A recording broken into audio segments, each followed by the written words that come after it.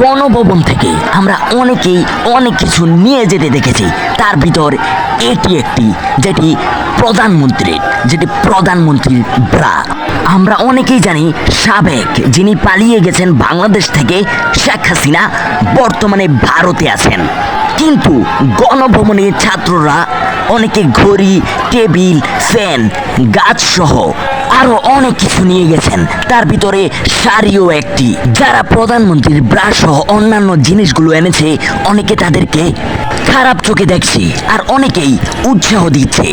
তাদেরকে প্রশ্ন করা হলে তারা বলে এগুলো স্মৃতি হিসেবে রাখা হবে ঘরে। আমরা ইতিমধ্যে জেনেছি ইন্ডিয়ায় অথবা লন্ডনে শেখ হাসিনাকে খুন করা হবে। এ নিয়ে পরের ভিডিওতে কথা বলা হবে। তার জন্য সবাই এই চ্যানেলটি সাবস্ক্রাইব করে রাখুন, সবার আগে যেন ভিডিওটি আপনি দেখতে পারেন।